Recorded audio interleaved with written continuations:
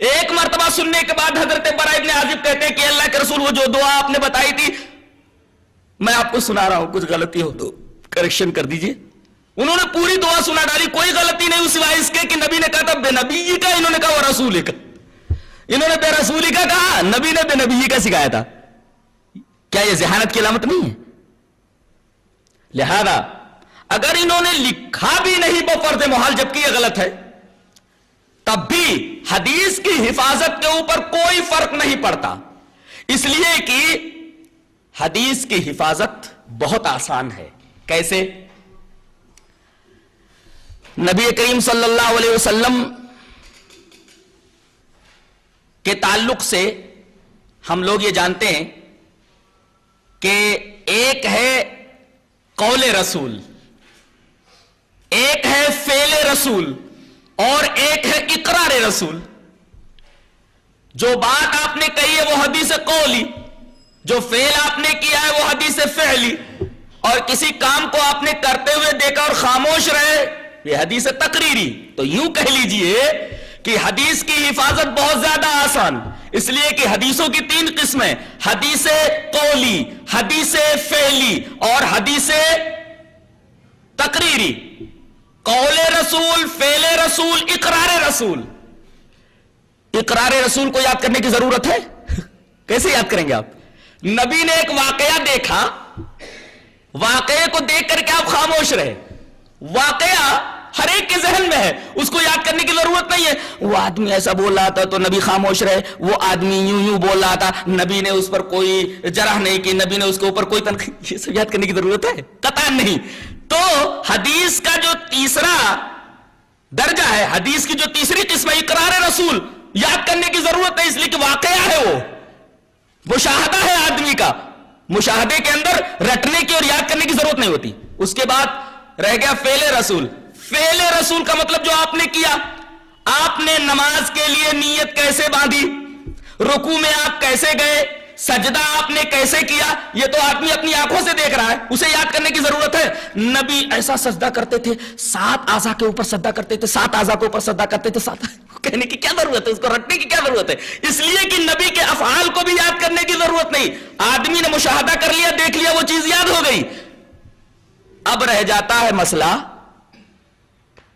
پہلی حدیث کا، حدیث قولی کا، جس کو ہم نے قول رسول کہا ہے۔ ہاں، اس کو یاد کرنا ہے آپ کو، اس کو یاد کرنا کیا مشکل ہے؟ جبکہ نبی کریم صلی اللہ علیہ وسلم جب کوئی بات کہتے تھے تو کم سے کم 3 مرتبہ اس کو دہراتے تھے۔ اس کی دلیل اس طرح ہے، وان ابی سلام الرجل خدم النبی صلی اللہ علیہ وسلم ان النبی صلی اللہ علیہ وسلم كان اذا حدث حدیثا اعاده 3 مرات رواہ ابو داؤد فی کتاب العلم۔ حضرت امام ابی داؤد اس حدیث پاک کو ایسے کتاب العلم میں ملائے ہیں کہ رسول اللہ صلی اللہ علیہ وسلم جب کوئی حدیث بیان کرتے تھے، اذا حدث حدیثا، جب کوئی حدیث بیان کرتے تھے تو اعاده 3 مرات، تو اسے 3 مرتبہ آپ بولتے تھے۔ اب بتائیے، ایک تو جو مخاطب قوم ہے وہ انتہائی ذہین ہے کہ ایک مرتبہ اگر کوئی بات کہہ دی جائے تو اس کو اچھی طریقے سے یاد کر لیتے تھے، پورا قصیدہ ایک نشست میں یاد کر لیتے تھے۔ بھلا نبی کی بات جسے 3 مرتبہ دہرایا گیا ہو، وہ بھی مختصر طور پر، مجمل طور پر، کیا اسے یہ لوگ یاد نہیں کر پاتے رہے ہوں گے؟ اللہ اکبر! یہ تو عربوں کی شان سے بعید ہے، عربوں کی توہین ہے۔ ابھی کوئی آدمی عربی نہ بول پاتا ہو، میں نے محسوس کیا کہ میں کسی عرب سے بات کر رہا ہوں، اب میں بولنے میں ہچک رہا ہوں، دوران تکلم ہیزیٹیشن میں محسوس کر رہا ہوں گفتگو کرنے میں عربی میں، لیکن میں نے یہ دیکھا کہ آپ بات کر رہے ہیں، ہچکچا رہے ہیں کہ فوراً وہ اس بات کو پکڑ کر کے بولنے لگتا ہے۔ اس قدر ذہین ہوتے ہیں عرب۔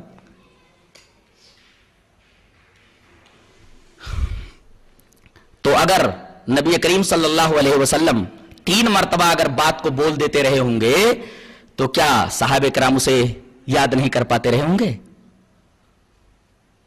یہ تسلیم کر لینا ہی صحیح نہیں ہے۔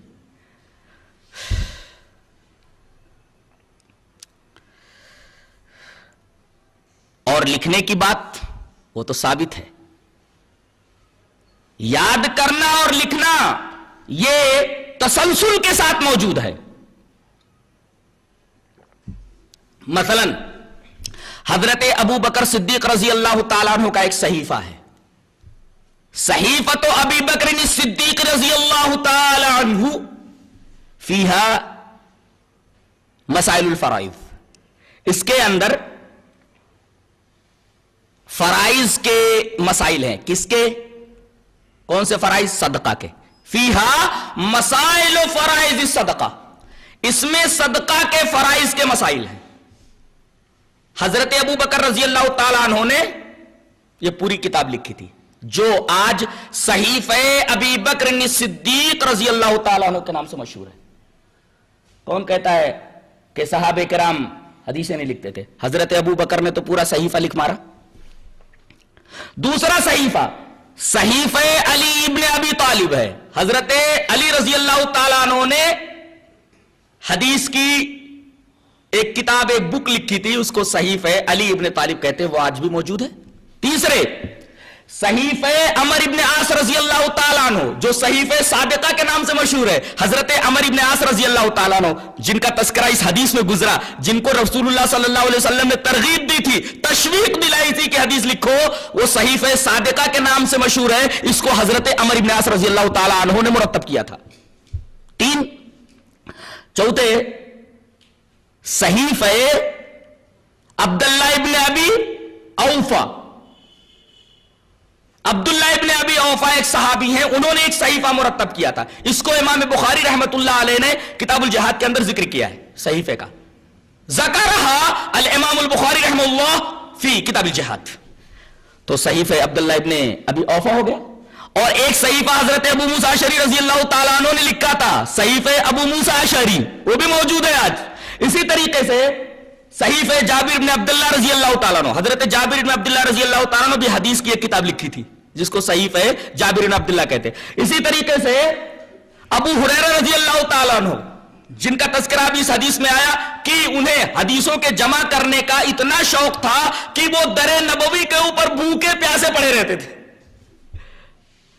ایک دفعہ تو ایسا ہوا, بھوک سے پریشان تھے, ادھر سے حضرت ابو بکر گزرے, انہوں نے ایک مسئلہ پوچھا, مسئلہ بتا کر کے آگے نکل گئے. عمر گزرے, ان سے انہوں نے ایک مسئلہ پوچھا, حضرت عمر مسئلہ بتا کے آگے نکل گئے. حضرت عثمان گزرے, مسئلہ بتا کر کے آگے نکل گئے. رسول اللہ صلی اللہ علیہ وسلم ادھر سے گزرے, کہا کہ ابو ہریرہ میرے ساتھ آؤ. ابو ہریرہ یہ کیسے بتائے کہ میں مسئلہ نہیں پوچھ رہا ہوں, مجھے بھوک لگی ہے, چل کر کے مجھے کھانا کھلا دو. نگاہ نبوی نے ان کی اس پریشانی کو چہرے سے بھانپ لیا کہ ابو ہریرہ کا مقصد مسئلہ پوچھنا نہیں ہے, ابو ہریرہ بہت بھوکے ہیں. نبی کریم صلی اللہ علیہ وسلم نے اپنے ساتھ لائے اور ان کو کھانا کھلایا. در نبوی پر یہ شخص پڑا رہتا تھا کہ نبی کی کسی ادا کو دیکھے اور فوراً اس کو نوٹ کرے. انہوں نے ایک کتاب لکھی جس کو الصحیفۃ الصحیحہ کہا جاتا ہے, الصحیفۃ الصحیحہ. اور اس کو الصحیفۃ الصحیحہ کیوں نہ کہا جائے کہ یہ نبی کریم صلی اللہ علیہ وسلم کے پیچھے پیچھے گھومتے رہتے تھے کہ کوئی بھی ادا دیکھیں فوراً نوٹ کریں. اور اسی طریقے سے یہ بھی جان لینا ضروری ہے